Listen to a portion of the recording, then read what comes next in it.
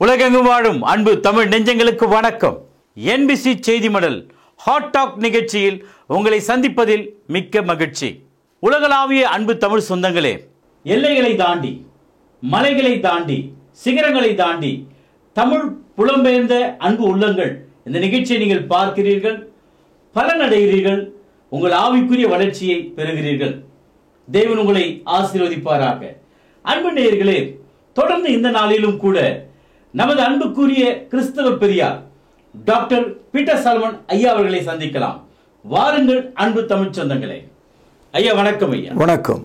இயேசு கிறிஸ்துவானவர் திடீரென்று இந்த பூமியிலே பிறந்து விட்டாரா, அல்லது அவருடைய வாழ்க்கையினுடைய முன்னறிவிப்புகள் ஏதாகிலும் உண்டா? ஸ்திரீயின் வித்து என்று அழைக்கப்படுகிறாரே, இதனுடைய நோக்கம்தான் என்ன ஐயா? அதாவது வருஷத்தினுடைய கடைசி மாதம் டிசம்பர். இந்த டிசம்பர் மாதம் வந்தாவே மனிதனுக்கு மகிழ்ச்சி தான். காரணம் என்னன்னா, ஒரு குளிர்ச்சியான அனுபவம். நாடுகளை கடந்து, இனங்களை கடந்து, மனிதர்களுடைய மதங்களை கடந்து ஒரே ஒரு பண்டிகை, இயேசு கிறிஸ்து பிறந்தார் என்ற இந்த புள்ளியில எல்லா மனிதர்களும் ஒன்று சேருகிறார்கள்.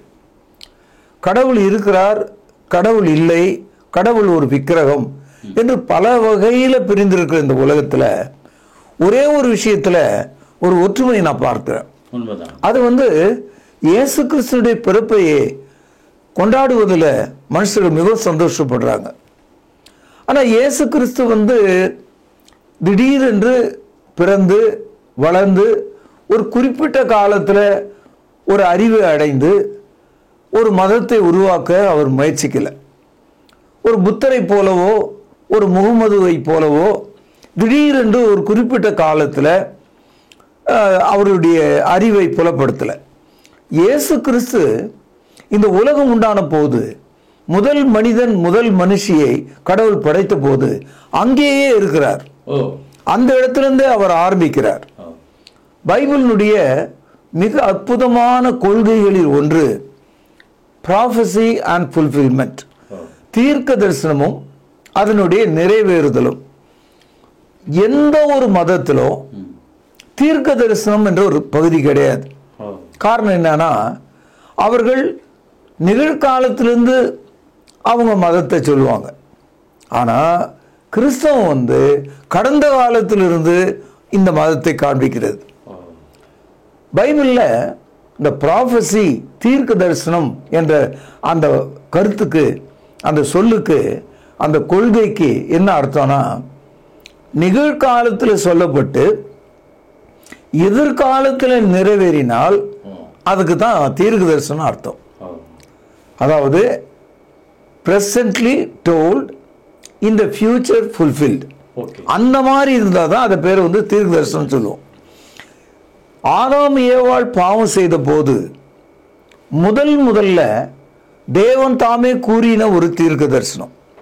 இங்கே இருந்து தான் நம்முடைய கிறிஸ்துவனுடைய பிறப்பை நம்ம கவனிக்கணும்.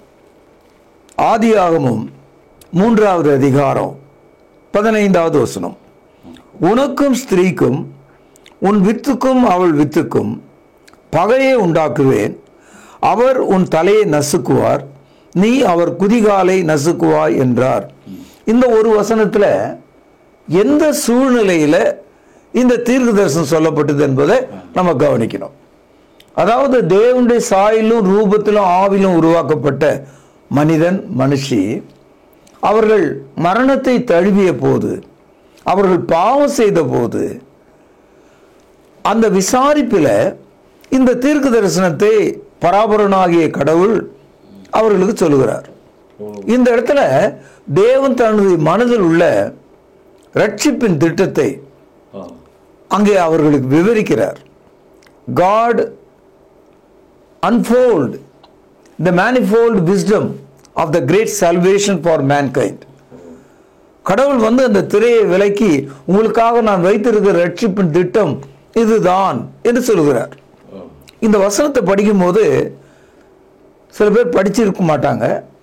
படித்தாலும் சுருக்கமா ஒரு பெருங்காயத்தை போல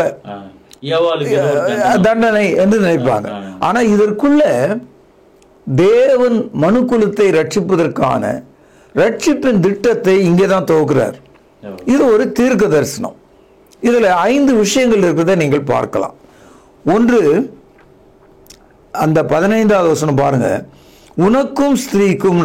இந்த இடத்துல சாத்தானையும் ஸ்திரீயையும் அவர் பேசுகிறார். அடுத்தது, உன் வித்துக்கும் அவள் வித்துக்கும் அப்படின்னு 2வது தடவை சொல்றார். To your seat and her seat என்றார். இந்த இடத்துல வித்து அப்படின்னா காய்ந்த, நன்றாக காய்ந்த ஒரு விதையை தான் வித்துன்னு சொல்லுவோம். இப்போ வித்துனா பச்சையா நேற்று முளைச்சதை வித்துன்னு சொல்ல மாட்டாங்க. வித்து என்பது காய்ந்து தரம் பிரிக்கப்பட்டு அடுத்த விளைச்சலுக்கு போடக்கூடிய ஒரு விதை, அதை தான் வித்துன்னு சொல்லுவாங்க. அந்த வேர்டு தான் இங்க இருக்கு, சீடுன்னு இருக்கு. இதை போட்டா முளைக்கும். இந்த இடத்துல என்ன சொல்றாரு, மனித குலத்துல ஏவாளுடைய வித்துக்கும் சாத்தானுடைய வித்துக்கும் அவனுடைய குடும்பத்துக்கும் பகை என்று ஒரு வார்த்தையை யூஸ் பண்றார். இந்த பகையை இங்கிலீஷ்ல எனிமிட்டின்றாங்க.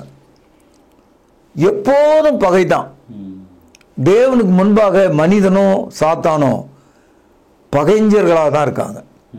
பாவத்தின் கீழ் இருக்கும்போது அவர்கள் பகையாளிகளாக இருக்கிறாங்க. அடுத்தது, இன்னைக்கும் பாருங்க, இவ்வளோ அட்வான்ஸ்டு கண்ட்ரியில் காலத்தில் மனிதர்கள் இருக்காங்க. இந்த கூகுள் காலத்தில் இருக்காங்க. உங்கள் வீட்டில் ஒரு பாம்பு, அதை பார்த்தா அதை அடிக்கணும்னு நீங்கள் விரும்புகிறீங்க. எங்கே அடிப்பீங்க? ஏன் அது? இந்த பழக்கம் உலகத்தில் நீங்கள் எந்த கலாச்சாரம், எந்த மொழி, எந்த தேசம் யாராக இருந்தாலும், சாத்தான் ஒரு பாம்பாக இருப்பானால் பாம்பின் தலையை நசுக்குவது மனிதனுடைய இயல்பாக இருக்கிறது. To crush the head of the snake, it is a nature of man. அதே வார்த்தை இங்க உபயோகப்படுத்துறார். என்ன சொல்றாரு? அவர் உன் தலையை நசுக்குவார்னு சொல்றார். பாம்பின் தலை நசுக்கப்பட்டால் அது முடிந்தது. பாம்பின் வாலை நீங்க நசுனீங்கன்னா அது போயிச்சுக்கும், திரும்ப உங்களை கடிக்கும். உனக்கும் அவளுக்கும் பகையை உண்டு பண்ணுவேன். சரி, அவர் உன் தலையை நசுக்குவார், நீ அவருடைய குதிக்காலை நசுக்குவாய். அதாவது காலை நசுக்குனா மனுஷன் செத்துற மாட்டான். ஆனா அது ஒரு வேதனையான அனுபவம். இந்த ஒரு வசனம் பைபிள்ல முதல் தீர்க்க தரிசனம். இந்த தீர்க்க தரிசனத்திலிருந்து தான் நீங்க இயேசு கிறிஸ்துனுடைய பிறப்பை கவனிக்க வேண்டும். இயேசு பிறந்தார் என்று சொல்லும் போது இந்த வசனத்திலிருந்து தான் நீங்க அவரை கவனிக்கணும். இந்த இடத்துல ஸ்திரீயின் வித்து என்று இயேசு அழைக்கப்படுகிறார். அப்படியானால் தேவன் தமது குமாரனை தாயின் வழியாக, ஏவாளின் வழியாக அனுப்புவதாக சொல்லுகிறார். இப்ப நம்ம எல்லாரும் ஆணின் வித்தினால் பிறந்தவர்கள். நமக்கெல்லாம் ஒரு அப்பா வழியாக நம்ம அம்மா பெற்றாங்க. ஆனா இயேசு கிறிஸ்துவுக்கு பூமியில ஒரு அப்பா கிடையாது. இதை நீங்க கவனிக்கணும். ஆகவே இதுல நீங்க கவனிக்க வேண்டிய ஒரு விஷயம், எதிர்காலத்தில் இது நடக்க போகிறது என்று சொல்கிறார். ஃபியூச்சர் டென்ஸ்ல தான் இது இருக்கு. நசுக்குவார் என்று சொல்றார். அதனால இந்த வசனத்தை நீங்க புரிஞ்சுக்கிட்டீங்கன்னா தான் இயேசு கிறிஸ்துனுடைய மகிழ்ச்சிகரமான அந்த பிறப்பை நியாயப்படுத்தவோ, கொண்டாடவோ, மகிழ்ச்சி அடையவோ, அதை குறித்து மிகவும் மக்களிடத்தில் பேசவோ நமக்கு உரிமை இருக்கும். இந்த வசனத்தை விட்டுட்டு, இந்த தீர்க்க தரிசனத்தை விட்டுட்டு, அதனுடைய நிறைவேறுதலை விட்டுவிட்டு நீங்கள் இயேசுனுடைய பிறப்பை குறித்து பேச முடியாது. அப்படியானால் ஐயா, ஸ்திரீயின் வித்து என்று சொல்லும்பொழுது ஏவாளுக்கு உடனே பிறந்த இந்த காயின் ஆபேலை பற்றி இங்கு சொல்லப்படுகிறதா, அல்லது வேறு ஏதாகிலும் முன் உரைத்தல் ஏதாவது இருக்குங்களா? நான் ஏற்கனவே சொன்னேன், தீர்க்க தரிசனம் சொன்னா நிகழ்காலத்தில் சொல்லி எதிர்காலத்தில் நிறைவேறணும்ன்ற. உண்மையிலேயே நீங்க ஆதியாகமம் 3:15 தேவன் நிறைவேற்றுவதற்கான காலம் எவ்வளவு எடுத்துக்கிட்டார்னு சொன்னா நீங்க ரொம்ப ஆச்சரியப்படுவீங்க. அதாவது ஏதேன் தோட்டத்தில் சொல்லப்பட்ட இந்த தீர்க்க தரிசனம் நிறைவேறுவதற்கு 4000 ஆண்டுகளாக இருக்கிறது. 4000 ஆண்டுகள். அதாவது ஆதியாகம காலம் முழுவதும் 2500 ஆண்டுகள். அடுத்தது யாத்திரையாகமத்திலிருந்து இயேசு கிறிஸ்து வரைக்கும் இருக்கிற காலகட்டம், பழைய ஏற்பாட்டு காலம் 1500 வருடங்கள். ஆக மொத்தம் 4000 வருடங்கள். இந்த 4000 வருடத்துல ஸ்ரீனுத்து வருகிறார் என்ற அந்த தகவலை கடவுள் திரும்ப திரும்ப திரும்ப சொல்லிக்கிட்டே வர்றாரு. ஒரு காலகட்டத்தில் இப்போ நம்ம பைபிள் எடுத்து படிக்கிற மாதிரி எழுத்து வடிவிலேயே அந்த வார்த்தையை கொடுத்துட்டார். அதாவது காதிலே கேட்டு கேட்டு தகவலாக இல்லாம பதிவு செய்யப்பட்ட வார்த்தையாக பழைய ஏற்பாட்டு காலத்தில் தோல் சுருள்ல தீர்க்கதரிசிகளை கொண்டு அதை எழுதிய கொடுத்துட்டார். சங்கீதம் 40:7வது வசனம், அப்பொழுது நான் இதோ வருகிறேன், புஸ்தக சுருளில் என்னை குறித்து எழுதியிருக்கிறது, என் தேவனே உமக்கு பிரியமானதை செய்ய விரும்புகிறேன், உமது நியாயப்பிரமாணம் என் உள்ளத்திற்குள் இருக்கிறது என்று சொன்னேன். இந்த இடத்துல இயேசு கிறிஸ்து பேசுவதாக ஒரு தீர்க்க தரிசனம். இந்த வசனம் எழுத்து வடிவில் தோல் சுருள் வடிவில் இஸ்ரவேலர்கள் முன்கூட்டி எழுதி கொடுத்திருக்கார். ஏதேனிலிருந்து 2500 ஆண்டுகளுக்கு பிறகு வந்த இஸ்ரவேல் சமுதாயத்துக்கு தோல் சுருள்ல இதை எழுதி தந்திருக்கார். வருகிறேன் என்று தான் சொல்றார். நீங்க ஆபிரகாமிலிருந்து யோசேப்பு வரைக்கும் ஆதியாகமத்தை படிச்சீங்கன்னா, ஆபிரகாமுக்குள்ள ஸ்திரீயின் வித்து, அந்த வித்தாக வருகிறவர் வருகிறார் என்ற ஒரு தகவலை ஆபிரகாமுக்கு தேவன் சொன்னார், ஈசாக்குக்கு சொன்னார், யாக்கோபுக்கு சொன்னார், யூதாவுக்கு சொன்னார், யோசேப்புக்கு சொன்னார். இந்த வித்தனுடைய வார்த்தையை யோசேப்புக்கு பிறகு இஸ்ரவேலர்கள் ஏறக்குறைய எகிப்தில் அவர்கள் வாழ்ந்த காலம் 430 வருஷம். அந்த 430 வருஷமும் அந்த ஸ்திரீயின் வித்தை குறித்த கருத்து அவங்களுக்கு தெரிஞ்சிருந்தது. இந்த 430 வருஷத்துக்கு பிறகு அவர்கள் திரும்பி வந்து கானான் தேசத்தில் வாழ்ந்து, அதுக்கு பிறகும் யூத மக்கள் 70 ஆண்டுகள் பாபிலோன் தேசத்துக்கு சிறைகளாக போனாங்க. இதெல்லாம் இந்த ஒரு நிகழ்ச்சியில் என்னால் சொல்ல முடியாது. ஆனால் ஆதியாகமம் 3வது அதிகாரம் 15வது வசனம், இயேசுனுடைய பிறப்பண்டை வரும்போது 4000 ஆண்டுகள் ஆயிற்று. மிகப்பெரிய வரலாறு. பழைய ஏற்பாடு என்பதுதான் இந்த முழு வரலாற்றை தாங்கியது. தேவன் எல்லா ஜனங்களினுடைய பாவங்களை மன்னிப்பதற்காக தமது குமாரனாயிருக்கிற இயேசு கிறிஸ்துவை பூமியிலே மனுஷனாக அனுப்புகிறார். சாத்தானின் தலையை நசுக்கிறவராக அனுப்புகிறார். மனுஷனுடைய பாவங்களை மன்னித்து அவர்களுக்கு நீதியை கொடுக்க விரும்புகிறார். இதுதாங்க பழைய ஏற்பாட்டினுடைய செய்தி. ஆச்சரியமா இருக்கு. அதனால இந்த ஓல்ட் டெஸ்டமென்ட், பழைய ஏற்பாடு அப்படின்னு நம்ம சொல்லும் போது அது தீர்க்க தரிசனங்களாக இருக்கிறது. அப்போ இயேசு கிறிஸ்துவை பாலகனாக, குழந்தையாக, அப்படி இப்படின்னு மெழுகுவர்த்தி ஏற்றி கொண்டாடுகிற இந்த கிறிஸ்தவ சமுதாயம் முதல்ல இதை கவனிக்கணும். இயேசு கிறிஸ்து என்று நீங்கள் நினைக்கும் போது ஆதியாகமம் 3:15 சொல்லப்பட்ட முதல் தீர்க்க தரிசனம், முதல் வாக்குத்தத்தம், முதல் ஆசீர்வாதம், முதல் முயற்சி, இது தேவனுடைய திட்டம் என்று நாம் விளங்கிக்கிறோம். கண்டிப்பா ஐயா, இயேசு கிறிஸ்து தான் ஸ்திரீயின் வித்து என்பதை எப்படி ஐயா நம்ம கண்டுபிடிக்க முடியும், தெரிந்து கொள்ள முடியும்? அதாவது தேவன் ஏவாள் இடத்துல சொல்லும்போது ஸ்திரீயின் வித்து பிசாசின் தலையை நசுக்குவார் என்ற தகவலோடு அது நிற்கிது.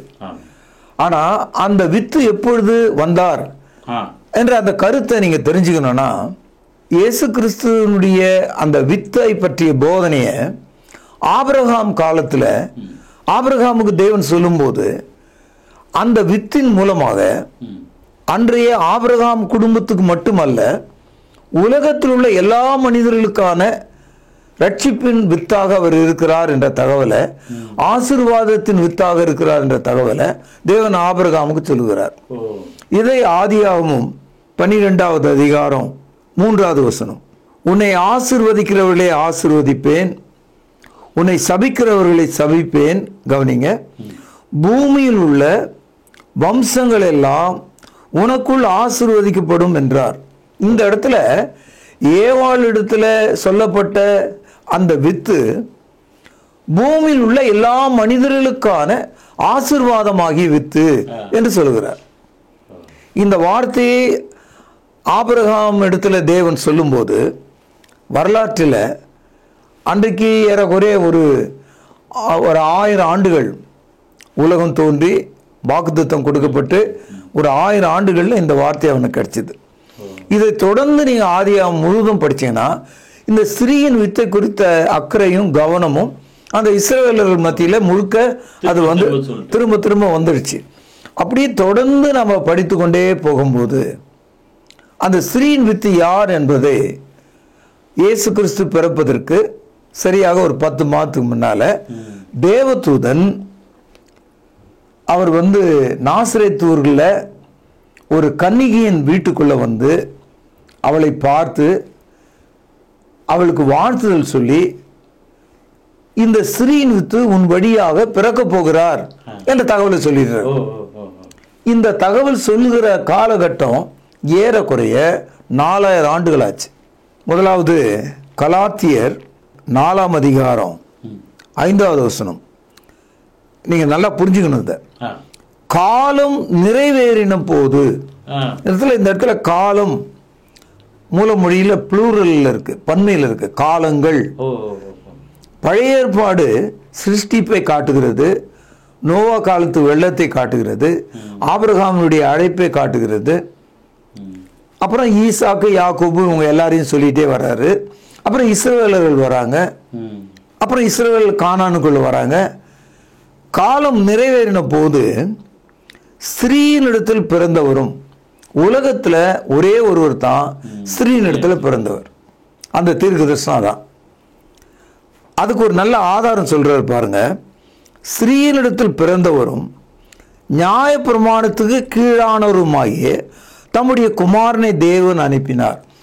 இயேசு கிறிஸ்து பிறந்த போது மோசேயினுடைய நியாயப்பிரமாணம் ஆட்சியிலே இருந்தது. இஸ்ரவேலர்கள் அதன் கீழ் ஆளப்பட்டார்கள். ஆக கலாத்தியர் 4:5 சொல்றாரு காலங்கள் நிறைவேறின போது என்று சொல்கிறார். எபேசியர் 1வது அதிகாரம் 9வது வசனம். காலங்கள் நிறைவேறும் போது விளங்கும் நியமத்தின்படி பரலோகத்தில் இருக்கிறவைகளும் பூலோகத்தில் இருக்கிறவருமாகிய சகலமும் கிறிஸ்துவுக்குள்ளே கூட்டப்பட வேண்டும் என்று தமக்குள்ளே தீர்மானித்திருந்த தம்முடைய தயவுள்ள சித்தத்தின் ரகசியத்தை எங்களுக்கு அறிவித்தார். 9-10 வசனங்கள்ல காலங்கள், காலம் சொல்ல கவனிங்க. காலங்கள் நிறைவேறும் போது விளங்கும் நியமம், நியமம்னா ஏற்பாடுன்னு அர்த்தம். அதாவது இயேசு கிறிஸ்துவினுடைய மரணத்தின் வழியாக புதிய ஏற்பாடு நமக்கு கொடுக்கப்பட்டிருக்கு. ஆக விளங்கும் நியமத்தின்படி பரலோகத்தில் இருக்கிறவைகளும் பூலோகத்தில் இருக்கிறவருமாகிய சகலமும் கிறிஸ்துவுக்குள் கூட்டப்பட வேண்டும். இது தேவனுடைய திட்டம். ஆக ஆதியாகமம் 3:15 நாம் படிக்கும்போது இந்த வசனத்தை நாம் படித்து பார்க்க வேண்டும்.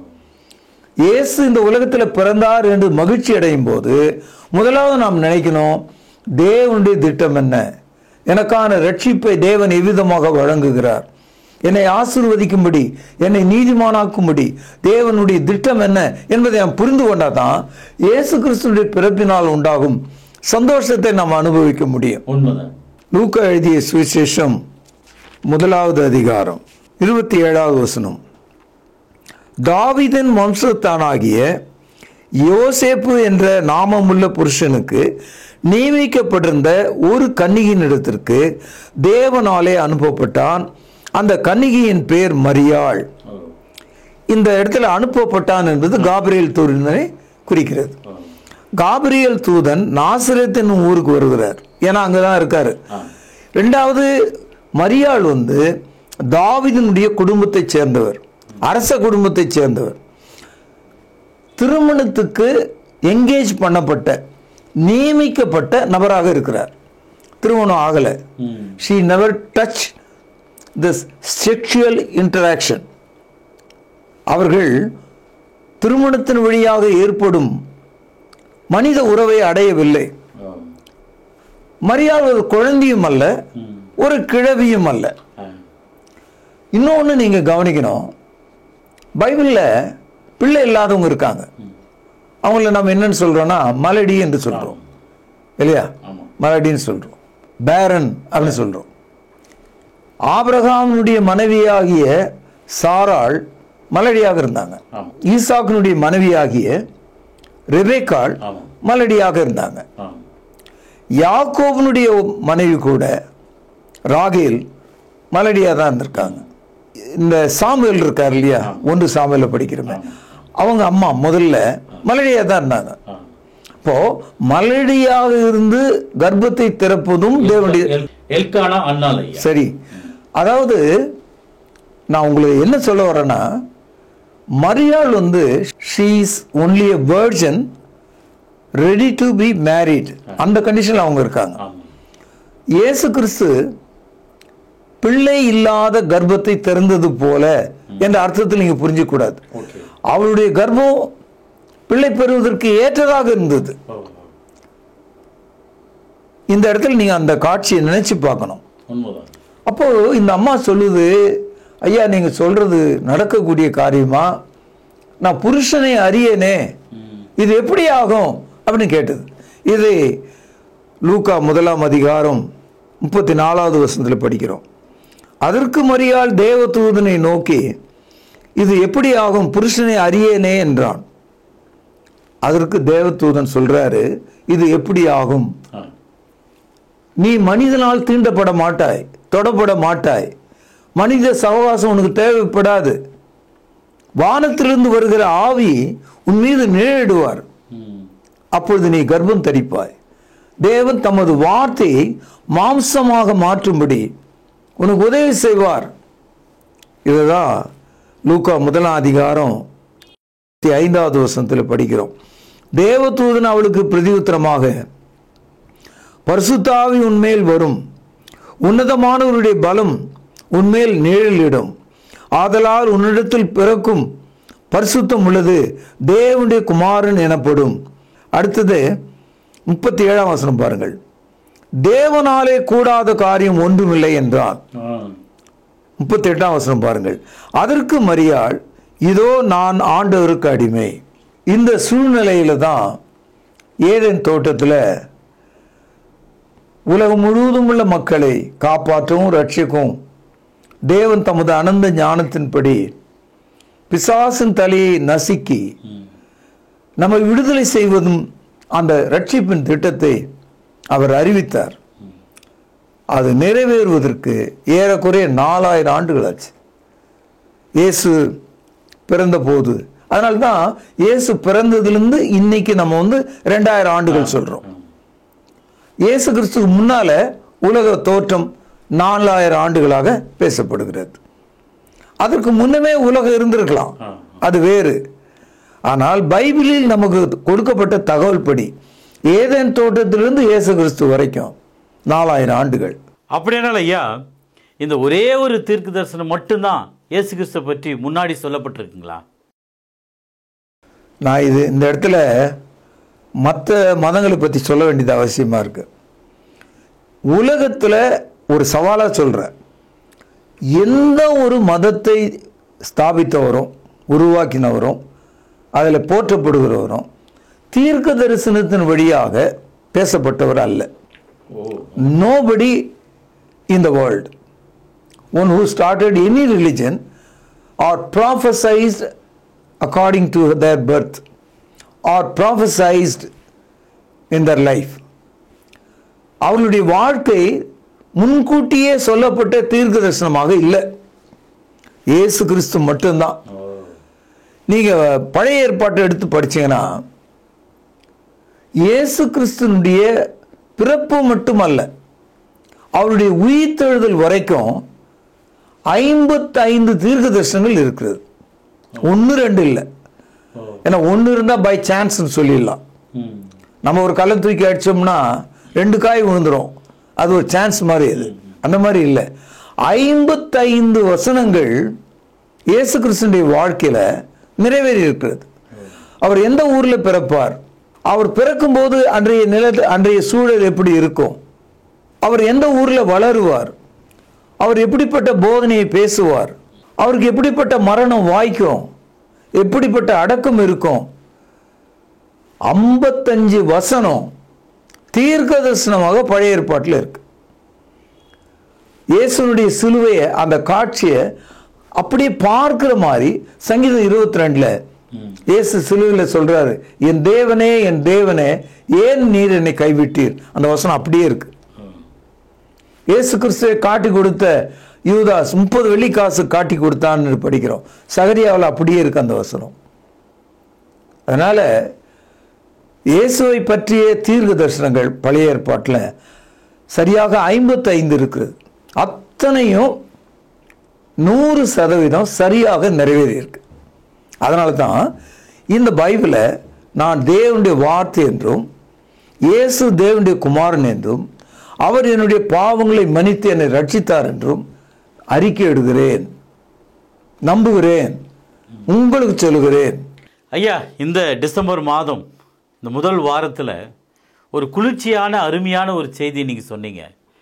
இயேசு கிறிஸ்துவானவருடைய பிறப்பு பழைய ஏற்பாட்டில் ஆரம்பத்திலேயே முன்னுரைக்கப்பட்ட ஒரு அற்புதமான தீர்க்க தரிசனம் என்ற ஒரு ஆழ்ந்த ஒரு சத்தியத்தை 4000 ஆண்டுகளுக்கு பிற்பாடு இயேசு இந்த பூமியில் பிறந்தார் என்ற ஒரு மாபெரும் சத்தியத்தை சொன்னீங்க. ரொம்ப நன்றிங்க ஐயா. வணக்கம். அன்புக்குரியவர்களே, இயேசு கிறிஸ்துவானவர் திடீரென்று பிறக்கவில்லை. அவர் தீர்க்க தரிசனத்தினுடைய நிறைவேறுதலாக ஸ்திரீயின் வித்தாக பிறந்தார் என்கின்ற அரிய சத்தியத்தை கேட்டீர்கள். இதை கேட்டவர் மாத்திரமல்ல, அநேகருக்கு இதை பறைசாற்றுங்கள். மீண்டும் ஒரு நேர்காணலில் உங்களை சந்திக்கும் வரை உங்களிடமிருந்து விடைபெறுவது உங்கள் அன்பு அறிவிப்பாளன் சார்லஸ் எஸ் குணசேகரன். நன்றி, வணக்கம். வணக்கம். தொடர்பு கொள்ள வேண்டிய முகவரி: திருமறை நேரம், 58 சர்ச் தெரு, குமரன் நகர், சென்னை 6,82,000. செல்போன் 9385500882.